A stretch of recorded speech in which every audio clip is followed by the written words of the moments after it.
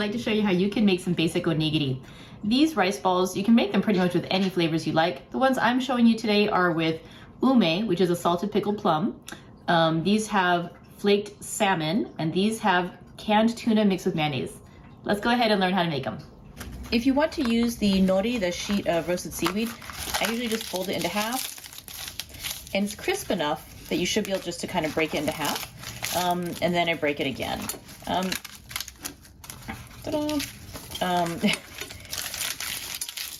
The sizing doesn't really matter. You're just gonna wrap this around your rice ball, and we'll probably adjust it too once we go in. Okay, so for this first type of onigiri, I'm just gonna use my flaked salmon. I just sort of broke it into small pieces. I used my hands and just crumbled it up. I'm going to mix it into my rice.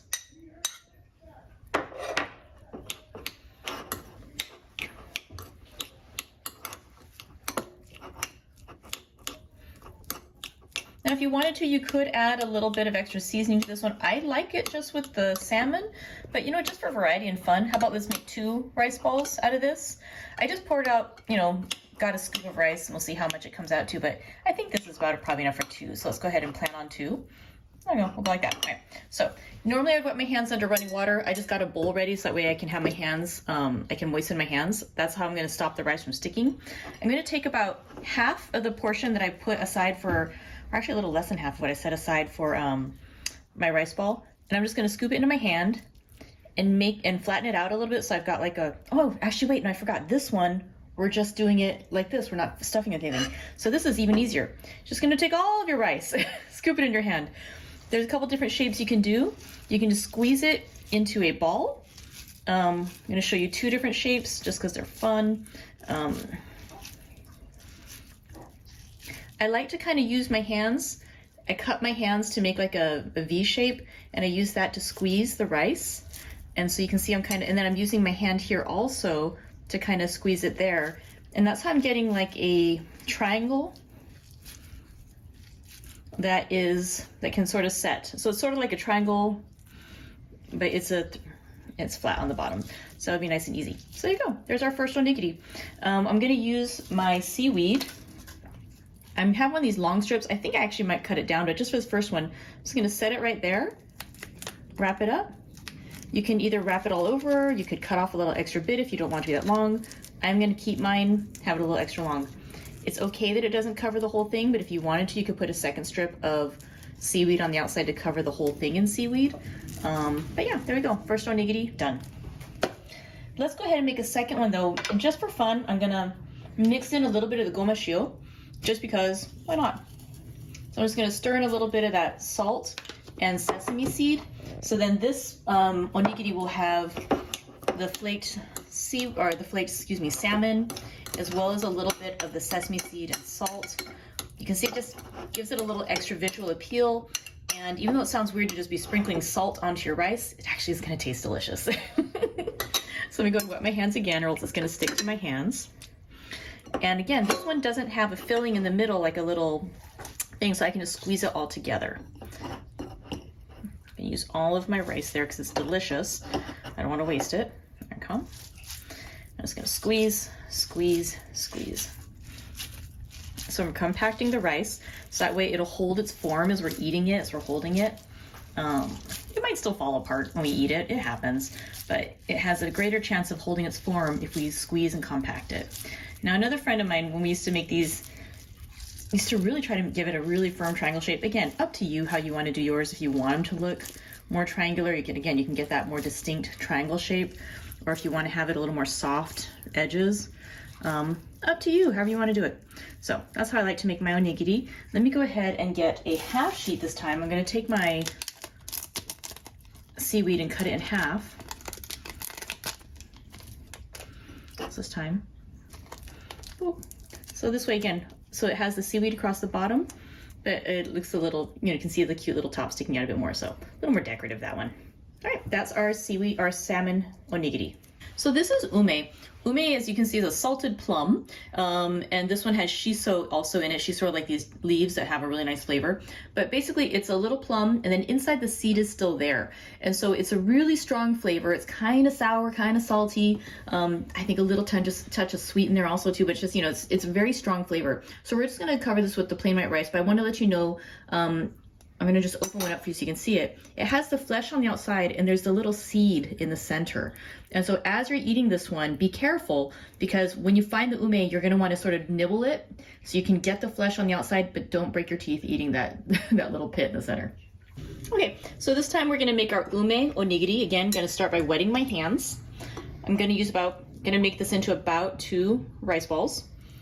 And I'm going to take some of my rice, put it in the palm of my hand, and sort of let that be the base. I'm going to put an ume on there.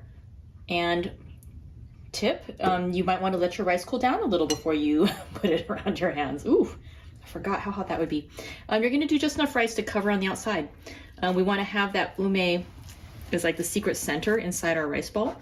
If we want to add a bit more rice, you can, but again, just as long as you have enough to cover the ume, to cover that center. So I'm just going to go ahead and squeeze this just like we did on the last one.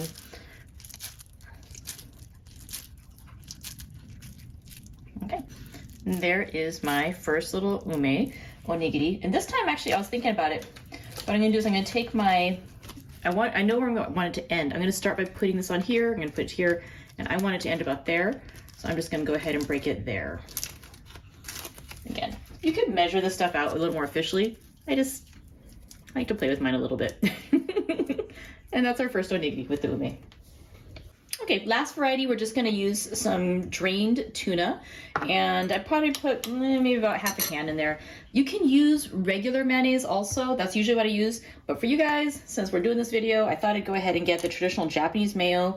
It's this brand called Kewpie. It has a little picture of a Kewpie doll on there. I don't know if you can see that, but yeah, it has a slightly richer flavor than regular mayonnaise. I will caution you though, if you have a sensitivity to MSG, it does have MSG in it, so you should avoid it if you tried not to eat MSG. Let's see. I like mine to be very mayo-y. So yeah, that's all it is. Just mix mayo with some tuna. And that's going to be the center filling of our last flavor of onigiri that we're making today. And actually, again, we're going to do 2 little varieties on this one. Okay, a little bit more. I love mine very mayo-y. Okay. I've done this before where you just use tuna and the mayo.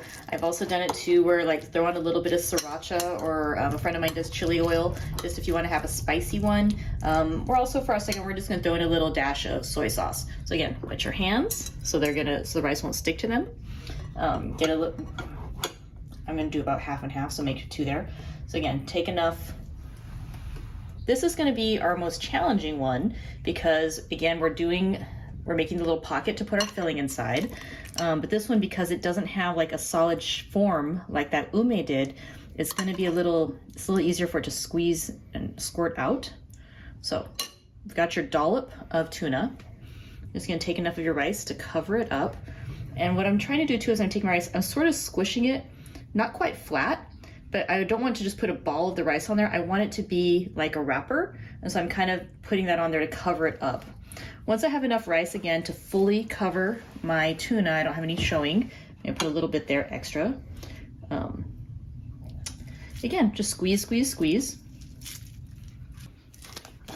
Put your paper on the or your nori, your seaweed on the outside. It's adorable. All right, last one. Like I said, I'm going to add a little bit of soy sauce. Again, if you want to make it spicy, you could add on some a hot sauce of some sort. I'm just going to add a little bit of soy sauce. There we go. Again, wet my hands, get my rice, prep it to be able to add the filling just by squeezing it there or flattening it out kind of.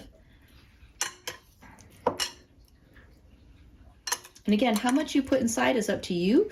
You might decide you don't want that much inside. I might have put a little too much there, but let's take a little out. Not a big deal. Okay. Take your rice, cover that up. I've got a gap here where I can still see the tuna, so I'm going to get a bit more rice. Cover that up.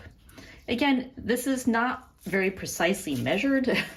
It's just sort of how you want to do it. You could make your onigiri smaller or bigger, just depending on your preference. Again, they're very forgiving. It's just however you want to make it, how you want, what flavors you want inside your rice ball. If it's something you think would go tasty with rice, it'll probably go in as a filling in a rice ball too. Get creative, have fun with it.